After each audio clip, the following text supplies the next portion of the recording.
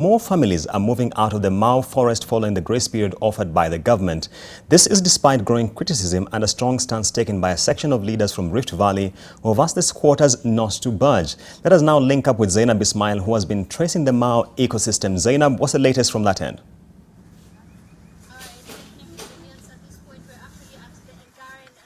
That is River Narok, which comes from the Mau forest, and what I can tell you is the fact that we've met about 3 families that have been moving, taking advantage of that voluntary order that was given by the government to move from the Mau forest, which has been degraded due to encroachment.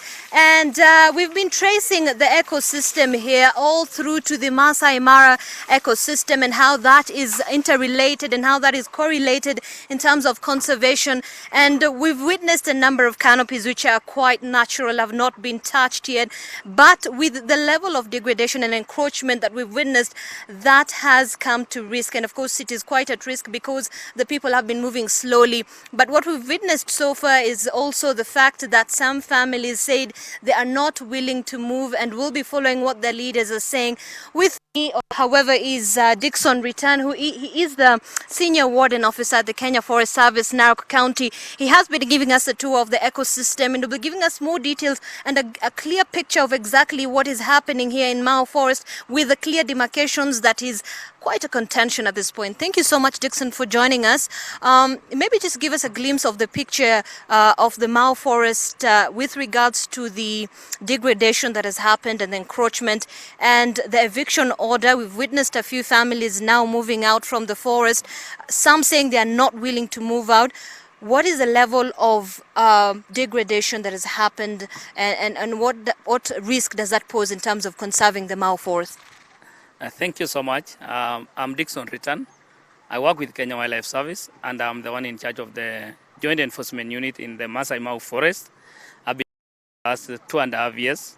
What we have been doing is the recovery and restoration of the Mau Forest, the Masai Mau Forest. Part of the forest has so much been degraded, and it's part of the critical areas that needed to be recovered and restored. The importance in terms of being the major source of key rivers that crisscross Narok County. One of the key rivers that comes from the area that is targeted in phase 2 is Ewasongiro River. Ewasongiro River starts from areas of Kipchoge. It is an area that has been degraded, and the river has been dry during the dry spell, and it is an area that it requires to be recovered for that river to continue flowing downstream.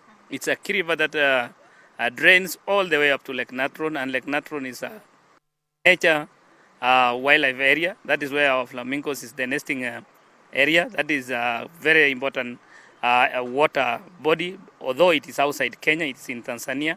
So that river, if it dries up together with the Narok River where we are currently, which also starts from the Masai Mau, we will lose a lot as a country and also as a region.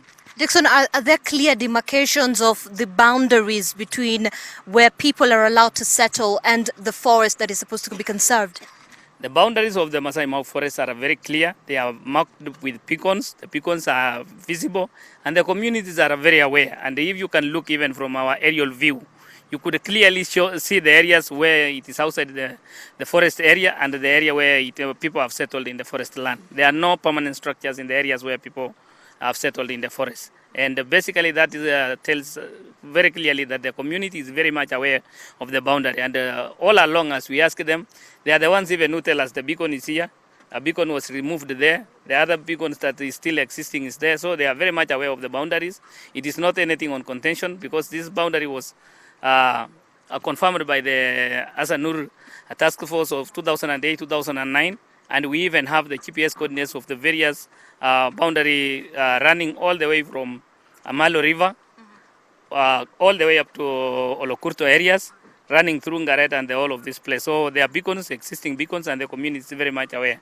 In the phase 1 area, we followed the beacons, and even in the phase 2 area, we'll follow the same beacons and the GPS coordinates showing us where the boundaries of the forest, the Masai Mau forest, is supposed to end. And Dickson, before I let you go, I mean, you did show us with an aerial view the phase 1 of the evictions. How has that helped the forest?